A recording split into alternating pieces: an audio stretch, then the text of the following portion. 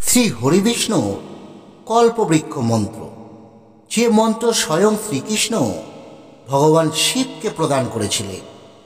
প্রত্যহ মাত্র ২৭ বার নিজ মুখে এই মন্ত্র উচ্চারণ করুন। মাত্র ৩ দিনে এর প্রভাব আপনি অনুভব করবেন। নমস্কার দর্শক বন্ধুরা, আমাদের চ্যানেলের নতুন একটি ভিডিওতে আপনাদের সকলকে স্বাগত। বন্ধুরা, আজ আমরা আমাদের এই ভিডিওতে এমন একটি বিষ্ণু মন্ত্র আপনাদের সামনে বলতে চলেছি, যে মন্ত্রকে আমাদের শাস্ত্রে শ্রী হরিবিষ্ণুর কল্পবৃক্ষ মন্ত্র বলা হয়েছে। ব্রহ্মবৈতর্ব পুরাণ মতে স্বয়ং শ্রীকৃষ্ণ ভোলেনাথকে এই মন্ত্র জ্ঞান প্রদান করেছিলেন। শুধু তাই নয়, এই মন্ত্র প্রথম প্রদান করেছিলেন বশিষ্ঠ মুনি। তারপর সৃষ্টিকর্তা ব্রহ্মা এই মন্ত্র প্রদান করেন কুমারকে। বন্ধুরা, এটি একটি 16 অক্ষরের মন্ত্র, যা প্রত্যহ মাত্র 27 বার উচ্চারণ করলেই আপনার মনের সকল ইচ্ছে 24 ঘন্টার মধ্যে পূরণ হতে পারে। একটি কল্পবৃক্ষের তলায় যেমন কোনো ভক্ত তার সকল মনোবাসনা পূরণ করতে পারে, ঠিক তেমনি এই মন্ত্র আমার আপনার সকলের মনোবাসনা খুব তাড়াতাড়ি পূরণ করে। তাই এই মন্ত্রকে কল্পবৃক্ষ মন্ত্র বলা হয়। কি সেই মন্ত্র, কিভাবে এবং কখন সেই মন্ত্র আপনি জপ করবেন ইত্যাদি সকল বিষয় আজ আমরা আমাদের এই ভিডিওতে বিস্তারিতভাবে আলোচনা করেছি। এর সঙ্গে থাকুন আমাদের ভিডিওটি স্কিপ না করে প্রথম থেকে শেষ পর্যন্ত খুব ভালো মতো দেখুন। আর দেখবার পর যদি ভালো লাগে তাহলে চ্যানেলটি অবশ্যই সাবস্ক্রাইব করে রাখুন।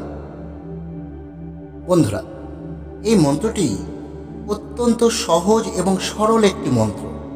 মন্ত্রটি যেমন সরল, মন্ত্রটির জপবিধিও অত্যন্ত সরল এবং সাধারণ। আপনারা প্রত্যহ সকালে যদি শুধুমাত্র এই মন্ত্রটি 27 বার উচ্চারণও করতে পারেন, তাহলে মন্ত্রটির প্রভাব আপনারা আপনাদের জীবনে খুব ভালো মতো লক্ষ্য করতে পারবেন। মন্ত্রটি সঠিক বিধিতে জপ করবার জন্য প্রত্যহ সকালে স্নান সেরে শুদ্ধ বস্ত্র পরিধান করে লক্ষ্মীনারায়ণ অথবা রাধা গোবিন্দের ছবি বা বিগ্রহের সামনে একটি ঘিয়ের প্রদীপ প্রজ্বলিত করে এই মন্ত্রটি জপ করতে হয়। মন্ত্রটি 27 বার জপ করবার কথা বলা হলেও আপনি যত বেশি মন্ত্রটি জপ করবেন তত আপনার পক্ষে মঙ্গল। আপনি যদি কোনো নির্দিষ্ট মনোকামনা নিয়ে মন্ত্রটি জপ করতে চান, তাহলে মন্ত্রটি 16,000 বার জপ করবে।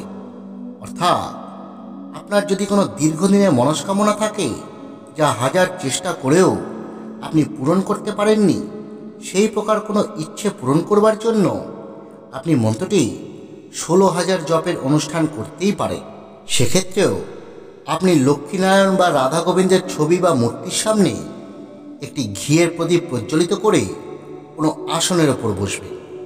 তারপর আপনার মনোকামনার কথাটি তাদেরকে জানাবেন। তারপরে আপনারা এই 16,000 বার এই মন্ত্রটি জপ করবেন। 16,000 সংখ্যাটি অনেক বড় হলেও মন্ত্রটি কিন্তু ছোট্ট একটি মন্ত্র, তাই বেশি সময় কিন্তু লাগবে না। আপনারা যে কোনো মনোবাসনা নিয়ে 16,000 জপের অনুষ্ঠান করলে আপনার মনোকামনা খুব তাড়াতাড়ি পূরণ হতে বাধ্য।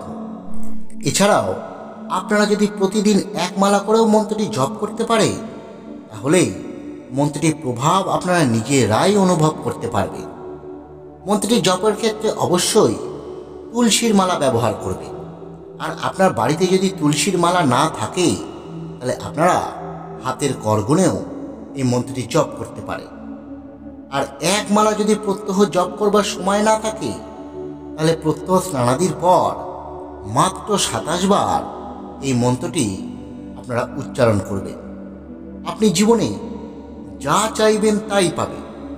ভগবান বিষ্ণুর আশীর্বাদে আপনার জীবন থেকে সকল প্রকার সমস্যা দূর হয়ে যাবে।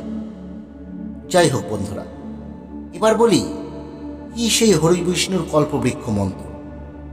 মন্ত্রটি হলো এই প্রকার: ওং নমো ভগবতে রাসমণ্ডলেশায় স্বাহা।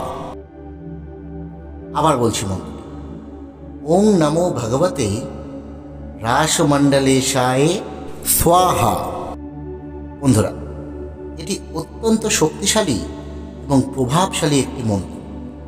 এই মন্ত্র আপনি যে মনোকামনা নিয়ে জপ করবেন, আপনার সেই মনোকামনা পূরণ হবেই হবে। তাই এই মন্ত্রের নাম কল্পবৃক্ষ মন্ত্র। আশা করি আমাদের দেওয়া তথ্য আপনার ভালো লেগেছে। যদি সত্যি ভালো লেগে থাকে তাহলে ভিডিওটি লাইক করুন, অন্যদের মধ্যে শেয়ার করুন। ধন্যবাদ। সকলে ভালো থাকবে।